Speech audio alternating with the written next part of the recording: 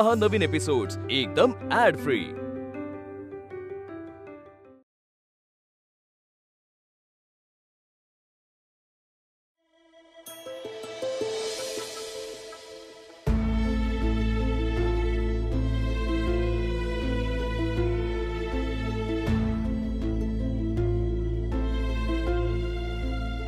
I am sorry आत्या, खरंच sorry. Shailaja madam,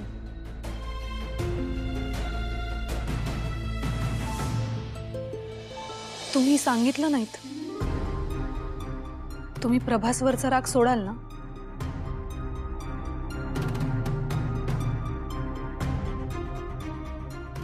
हे बघा, ते खूप खचत चाललेत। पाहुणी म्हणून आलीस, पाहुणी म्हणूनच राहा। माझी सून म्हणून मी तुला कधीच एक्सेप्ट करणार नाही।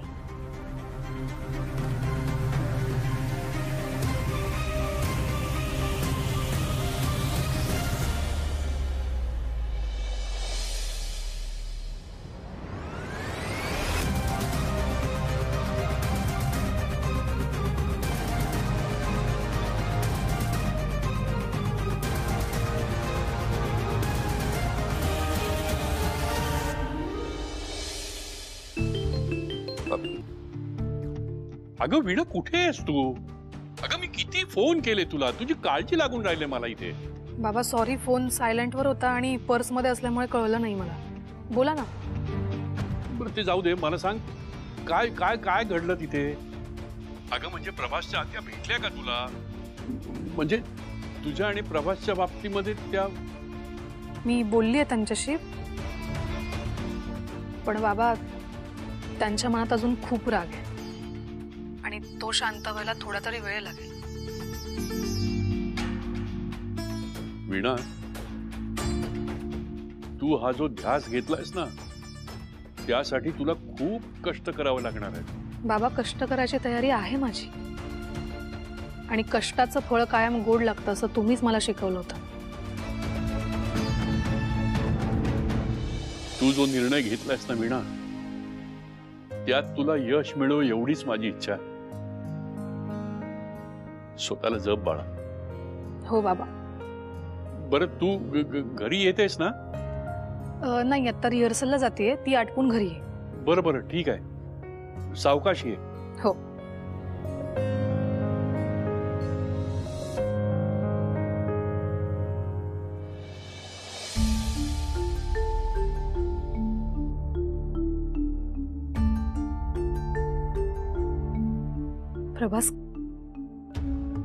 प्रभास काय झालंय? अहो असं खचून कसं चालेल आपल्याला? आपल्याला अजून नवीन अल्बमची तयारी करायची, हे असे रडके सूर लावणार आहात का तुम्ही? वीणा यार, तू एवढी कूल कशी काय राहू शकतेस? तू काय काय बोलली तुला, आणि तू सगळं पचवलंस? प्रभास, आज तू कितीही बोलल्या तरी त्यांचं तुमच्यावर प्रेम आहे की नाही? आणि प्रेमाचे 2 शब्द पचवायला कधीच जड जात नाही।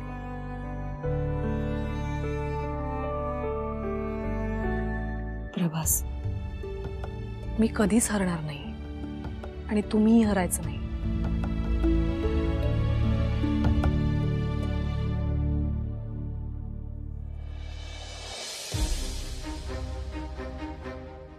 त्यामुळे शिक्षा सुद्धा मलाच झाली पाहिजे। आत्ता तुझ्या कानाखाली मारावीशी वाटते मला। मारू? त्याने जर का तुमचा राग शांत होणार असेल तर मला तेही चालणार आहे। त्या वीणाच्या प्रयत्नांचा आत्यावर काही परिणाम व्हायला नको। काहीही झालं तरी आत्या आणि प्रभासला मला एकत्र येऊ द्यायचं नाहीये। आत्याने प्रभासचा त्याच्या प्रिय लोकांसमोर अपमान केलाच पाहिजे।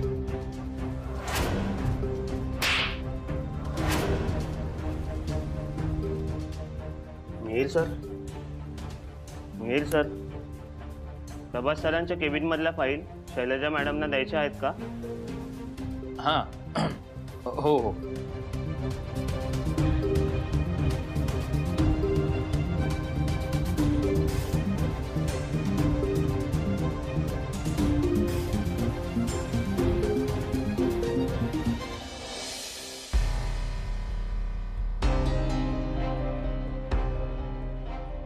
मॅडम ते पिऊनने मला विचारलं होतं की फाईल्स तुम्हाला आणून द्यायच्यात का. मी त्याला हो म्हटलंय. चालेल ना मॅडम. शैलजा मॅडम.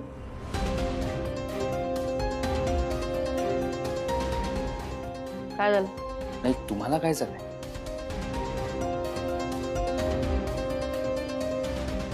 एक बोलू? बोल. नाही म्हणजे कंपनीचा एम्प्लॉय म्हणून नाही, तुमचा भाचा म्हणून, मिहीर सदावर्ते म्हणून बोलायचं होतं. आय नो हे ऑफिस आहे, इथे तुम्ही बॉस आहात आणि घरातले प्रॉब्लेम्स तुम्हाला इथे डिस्कस करायला आवडत नाहीत, तसा आपला नियमच आहे. नाही ठीक आहे, नियमांना कधी कधी अपवाद असू शकतात. बोल. आत्या, आज घरी जे काय घडलं त्याने तू अपसेट आहेस ना. नाही म्हणजे वीणाचं असं सरळ घरी येणं आणि प्रभासने सुद्धा तिला असं येऊ देणं, नाही आपल्या घरी असं घडत नाही ना. आणि प्रभासकडून तर हे अजिबातच अपेक्षित नाहीये ग. त्याने स्वतःहून केलं असेल का वीणाने त्याला भरीस पाडलं असेल हे करायला. एक सुचवू का?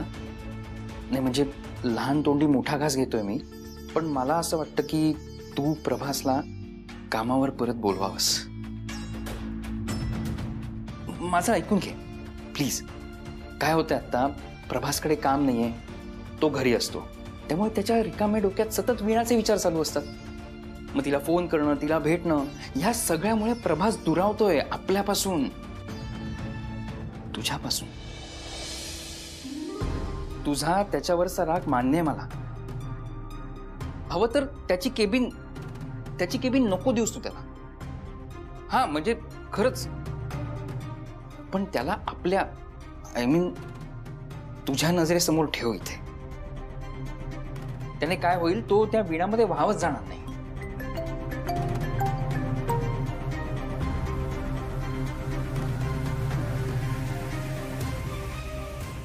मला असं म्हणायचंय की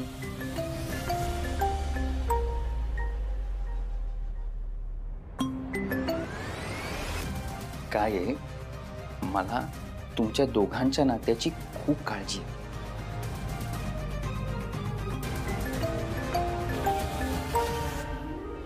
मी इथे ऑफिसमध्ये, मी इथे काम करतो, त्यामुळे मला डिस्टर्ब करायचं नाही.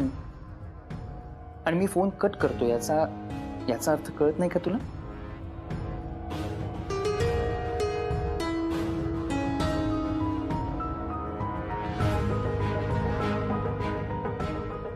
काय बोलला ग मिहीर?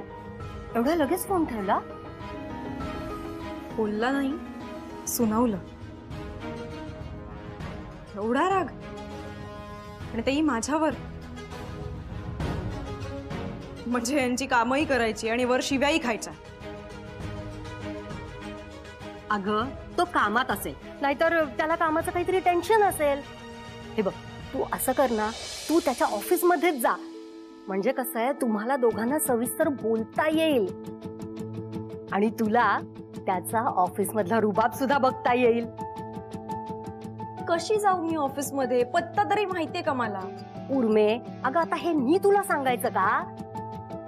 नाशकात सदावर्ते हे नाव केवढं मोठं आहे तुला माहिती आहे ना. त्यामुळे त्याच्या ऑफिसचा पत्ता शोधायला असा कितीचा वेळ लागणार आहे तुला?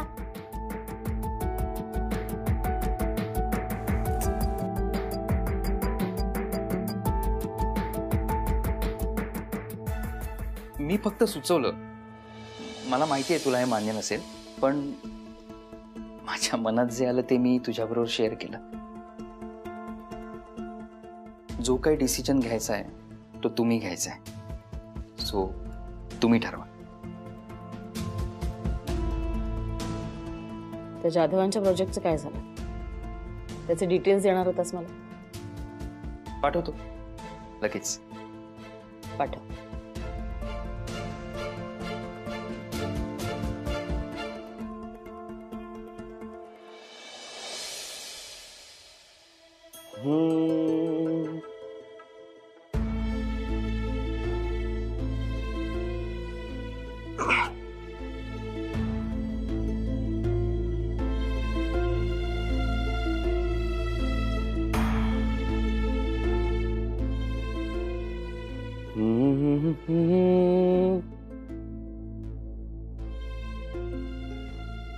पाहुणी म्हणून आलीस, पाहुणी म्हणूनच राहा.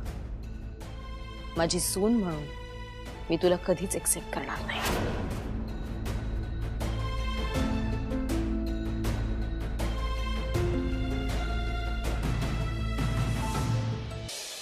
ऐका ना, आपण आज रिहर्सल इथेच थांबूया का? नाही म्हणजे आपण खूप वेळ झालं प्रॅक्टिस करतो ना, सगळी रिहर्सल अशी एकदम नको करायला, म्हणून म्हटलं. अगं पण वीणा, आपण खूप वेळा यापेक्षाही जास्त रिहर्सल केली आहे. हो ना.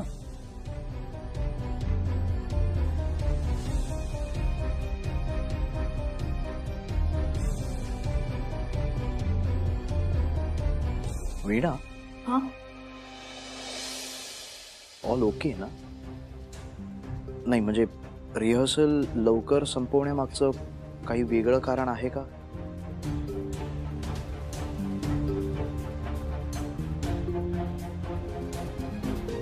अरे नाही म्हणजे आपण खूप दिवस झालं गप्पा मारल्या नाहीयेत ना, आणि मी कितीतरी दिवस मनमोकळेपणाने हसले सुद्धा नाहीये, म्हणून.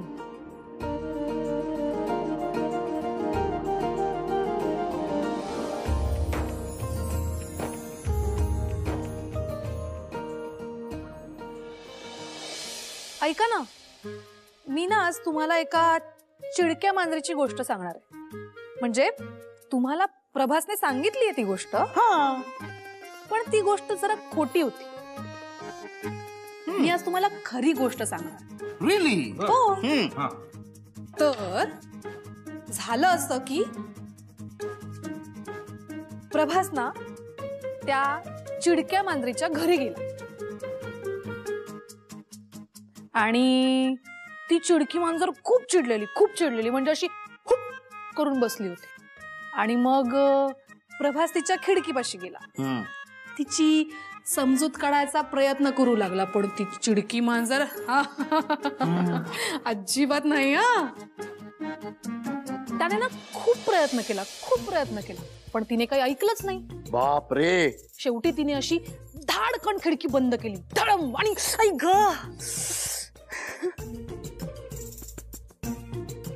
आणि प्रभासचं पोट चिमटलं.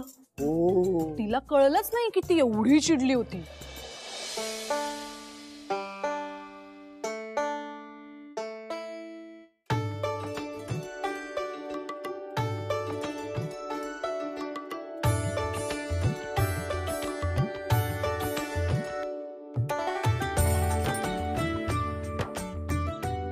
आणि मग प्रभास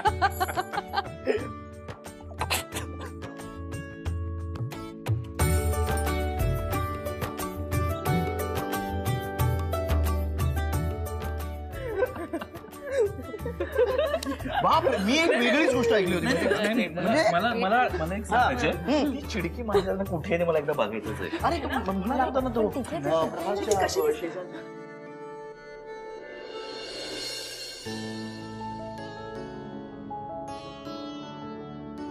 तुम्हाला माहितीये, तुम्ही सुद्धा हसताना खूप गोड दिसता, आणि मला असं वाटतं की आय नो, तुला असं वाटतं की मी कायम हसायला हवं.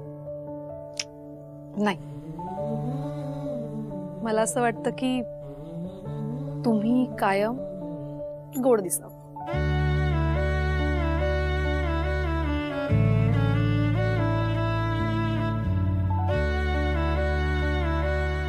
उर्मी, लहान मुलांसारखी लपाछुपी खेळून झाली असेल तर माझ्या समोर येशील.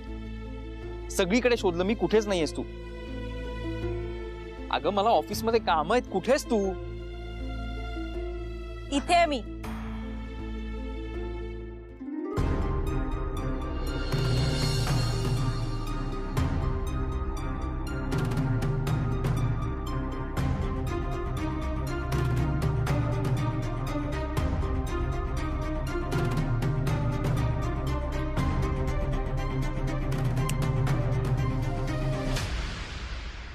नाही, मला माहितीये की मी सुंदर दिसते, पण त्याचा अर्थ असा नाही की तू स्वतःहून माझं कौतुक नाही करू शकत.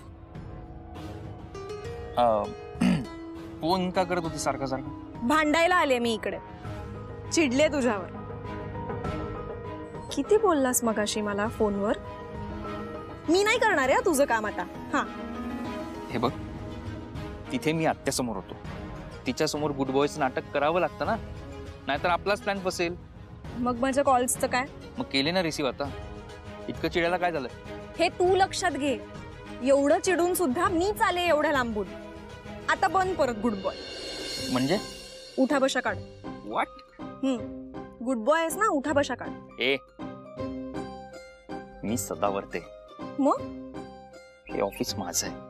हा, इथल्या लोकांनी जर मला हे असं काहीतरी करताना बघितलं तर काय वाटेल त्यांना?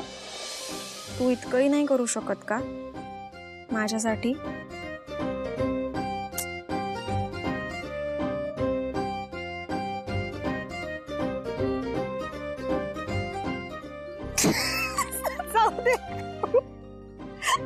सॉरी गंमत करत होते. सॉरी. कळलं, करू शकतोस तू. कळलं. सॉरी. ए पण मी चिडलेच आहे अजूनही. आता काय झालं? तुझं लक्ष नाहीये का माझ्याकडे? मगाशी म्हंटल ना मी की माहितीये मला मी सुंदर दिसते, पण तू काहीच बोलला नाही स्वतःहून की मी कशी दिसतेय, कसं वाटतंय. तुला कौतुक नसेल ना या सगळ्या गोष्टींचं तर मी नाही तयार होऊन येणार. तुला माहिती नाही केवढे कष्ट घ्यावे लागले मला हे असे कपडे घालून एवढ्या लांब यायचे. जाऊ दे, तुला ना कदरच नाहीये. जाऊ. मी आवडायला लागलो की काय? इम्प्रेशन मारते माझ्यावर, आणि जर हिला हवा नाही दिली तर ही माझं काम करणार नाही.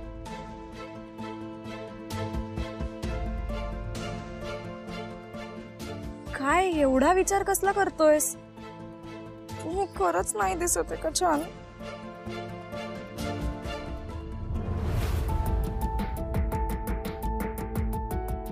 तू इतकी छान दिसतेस ना की मी काय बोलू काय नको काहीच कळत नाही मला.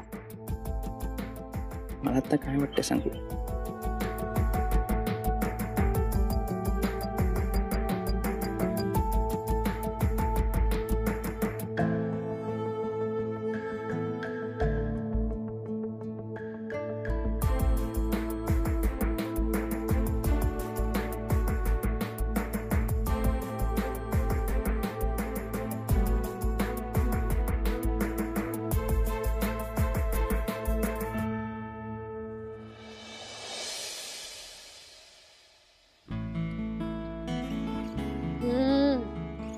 वाव दादू, तुला शुगर फ्री ब्लॅक कॉफी लागते ना रे? लग्नानंतर कठीण आहे तुझं. गोड कॉफी प्यायची सवय नाही, कसं होणार? काय कसं होणार? मी वीणाला सांगेन ना की विदाऊट शुगर ब्लॅक कॉफीच कर म्हणून. अरे पण तिच्या जो हातात गोडवा आहे ना तो एवढा आहे की साखर टाकायची गरजच लागत नाही. कॉफी अशीच गोड होते. दादू यार, काय हलवा केलाय तिने, कमाल.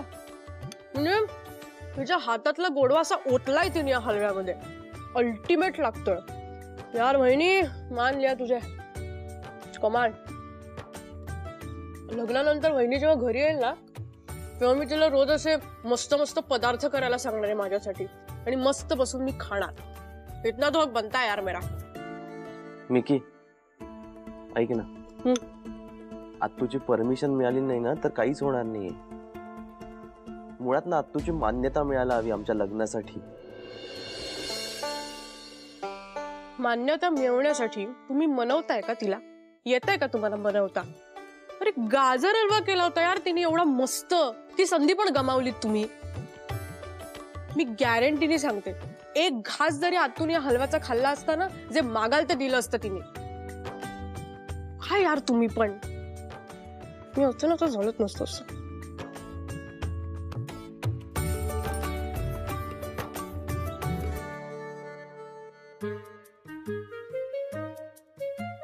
खाल्ला असता तर कशाला? अजूनही खाऊच शकते की. अजूनही वेळ नाही गेलीये. म्हणजे वेट अँड वॉच.